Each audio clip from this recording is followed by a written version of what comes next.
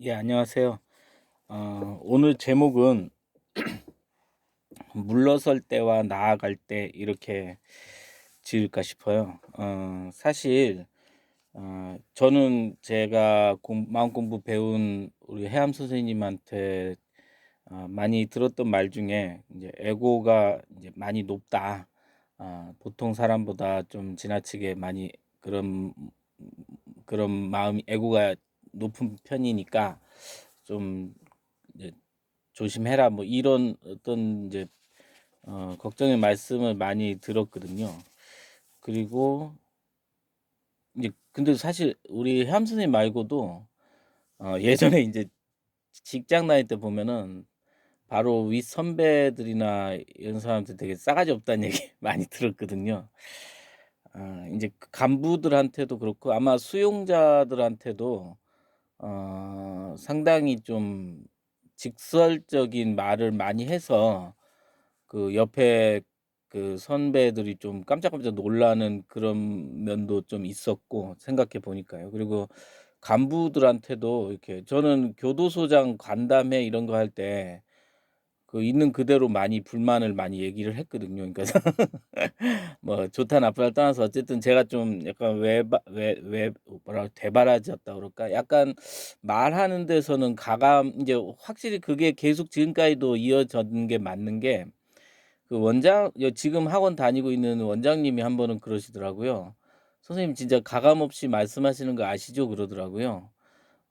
어떻게 보면 남들이 보는 게 정확하기 때문에 인제 그런 일이 뭐 저도 한두 번도 아니고 인제 계속 쌓아오더니까 인제 알긴 알죠. 인제 그렇게 인제.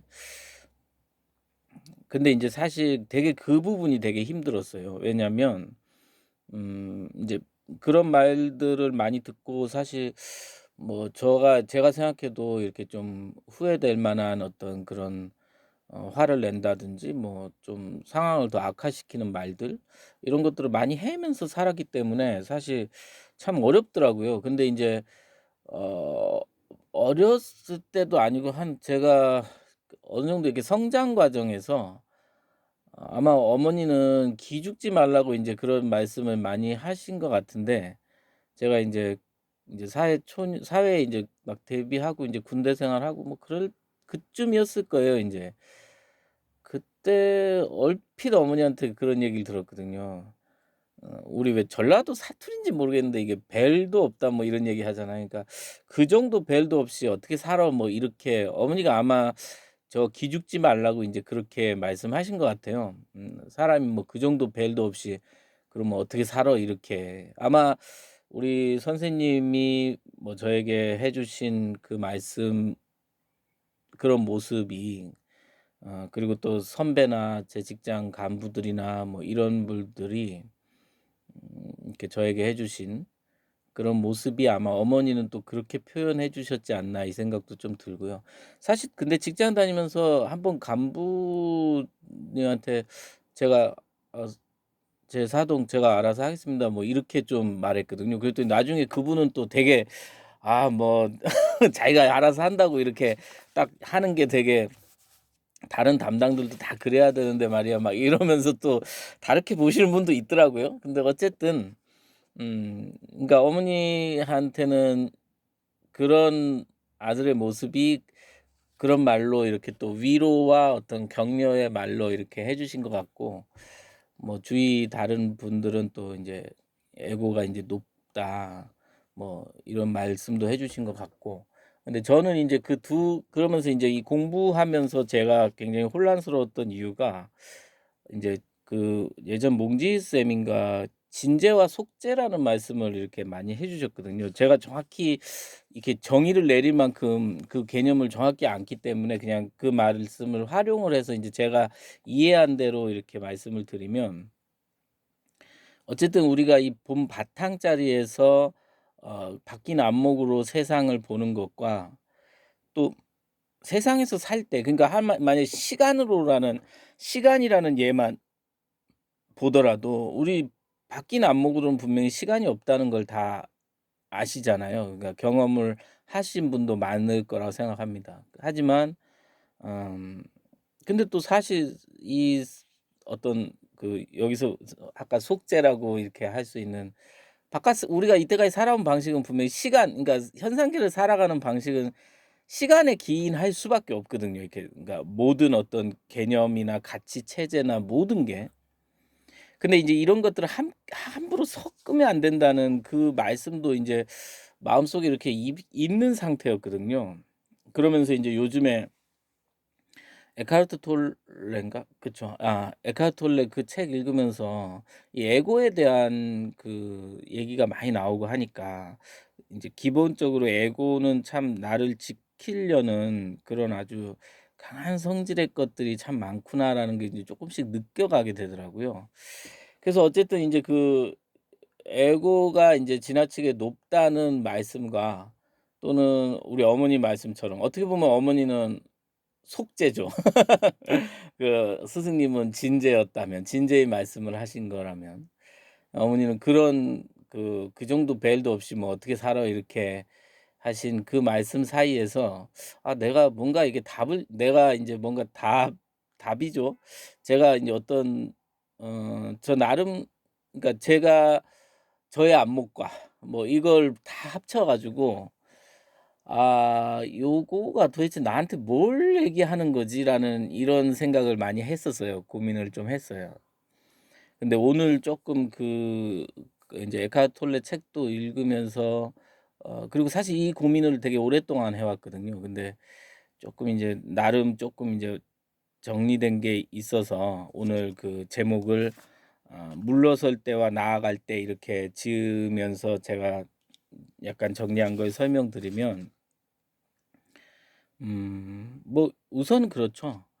어 분명히 예전과 똑같은 방식으로 어떤 나에게 처한 상황이나 내가 이 현상계를 보는 어떤 방식은 음 아니다는 거죠. 왜냐하면 그 방식 그대로는 아무 발전이라는 게 좀 그런데 그 방식 그대로는 결코 제가 돌아가고 싶지도 않고 그리고 또 돌아갈 이유도 없고 그리고 그게 본질이 아니라는 걸 너무 잘 알기 때문에 분명히 바뀐 안목으로 하지만 그럼에도 다시 360도 돌아서 다시 이 삶을 살아갈 때 즉 스승님이 말씀하신 "에고가 높다."는 그 말씀과 제 어머니가 "그 정도도 안 하고 어떻게 사람이 살아." 이렇게 하시는 그 말씀 사이에 이게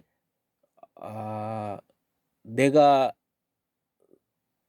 이렇게 새롭게 헤쳐나가야 될 그런 어떤 익숙함 내가 이제부터 익숙해져야 될 그런 어떤 방향 같은 게 좀 결정되더라고요.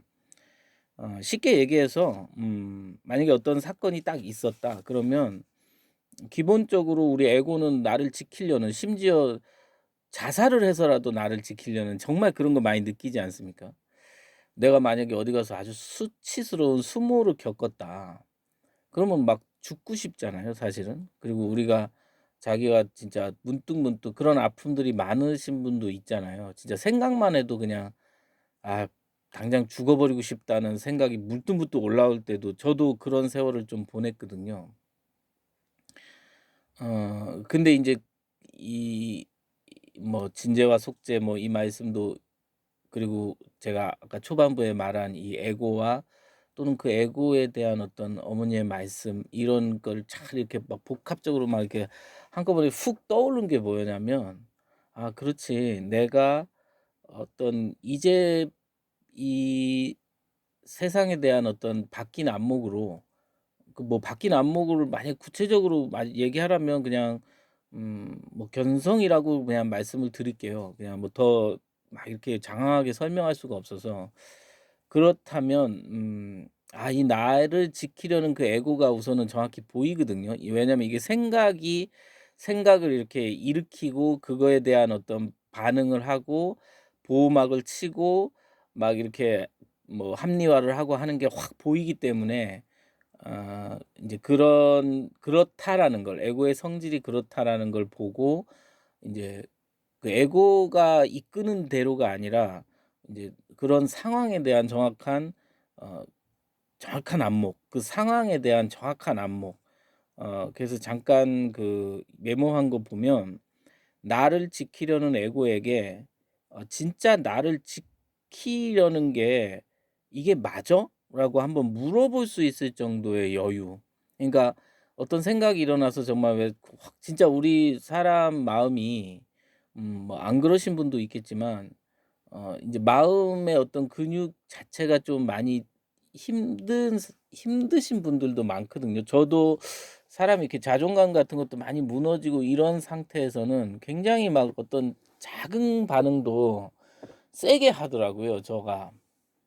정말 뭐 우리 흔히 뭐 꼭 뉴스에 나오는 뭐 진짜 뭐 반말했다고 막 칼로 찔러 죽이는 그런 경우까지도 어떻게 보면 일어나긴 일어날 때가 있더라고요. 사람이 그럴 수도 있겠다는 생각은 들긴 들더라고요. 근데 인제 지금의 제가 인제 이 마음 공부하고 어떤 안목이라는 거를 점점 유념하면서 이렇게 좀, 그러니까 이 뭐 안목을 유념한다는 게 좀 그런데 어쨌든 이 새로운 안목에 익숙해지는 과정 중에 저한테 살짝 인제 비록 생각이 지금 뭐 인제 앞으로도 또 인제 그렇게 인제 익숙해져야겠죠. 근데 비록 지금은 말이고 생각일 수 있지만 저는 오늘 그런 생각이 들었어요. 인제 아까 읽어 드린 대로 나를 지키려는 에고에게 '아 이게 진짜 나를 지키는 게 맞아?'라고 한번 물어볼 수 있는 그 정도의 여유, 휩쓸리기 전에.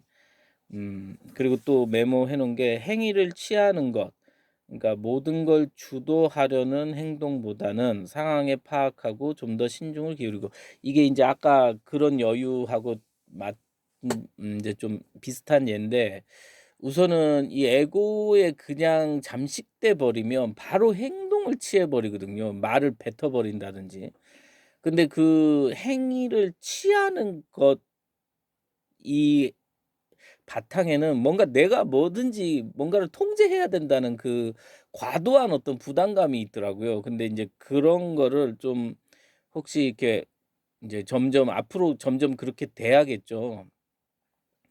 그런 것보다는 내가 모든 걸 주도하려는, 그러니까 왜냐하면 내가 아니면 안 된다는 생각을 했기 때문에. 하지만 근데 점점 이렇게 이게 내가 하고 안 하고하고 상관없는 그 일어나는 게 되게 많이 보이거든요. 그게 생각뿐만 아니라 이 현상이라는 게 사실은 굳이 내가 어 이렇게 다 관여하지 않아도 어느 정도 이렇게 순리대로 가는 부분이 분명히 있기 때문에 그 부분까지도 막 이렇게 주도하려는 그런 에고의 성질이 보이더라고요, 가끔.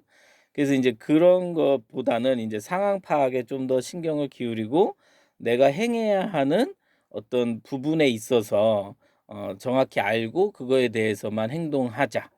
그래서 결론적으로 앞으로 제 마음속에 이런 어떤 문구를 떠올릴 것 같아요.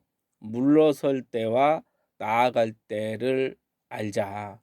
인제 항상 이 에고는 나아가는 방식이었던 것 같아요. 그렇지만 이제는 물론 나아가야 될 때도 있겠죠. 우리 어머니 말씀처럼. "사람이 그 정도도 안 하고 그런 벨 없이 어떻게 살아."라는 말씀처럼. 하지만 그 우리 선생님의 말씀처럼 "에고가 높다."라는 건 그러지 않아도 될 부분까지 나아가려고 하는, 물러설 때와 나아갈 때를 적절히 인제는 아 조정하는 것이 진정한 어 안목의 갖춤이고, 그것이 어 어떻게 보면 좀 뭐 에고로부터 탈피해서 어 본질에 입각한, 어 그리고 그렇게 본성이라는, 어떻게 보면 참 음 이 현상계를 정말 제대로 바라본 볼 줄 아는 사람의 어떤 삶의 모습이 아닌가. 약간 고렇게 인제 일부러라도 이렇게 말을 해 놔서 좀 인제 되게 좀 선명해진다는 느낌이 들거든요, 저는 가끔 이렇게 얘기를 하면. 그래서 고렇게라도 인제 뭐 지금은 말뿐일 수도 있겠지만 '그런 식으로 익숙해 가면 되겠구나.'라는 어떤 그 마음에 좀 통쾌함이 사실 좀 오더라고요. 예. 고맙습니다.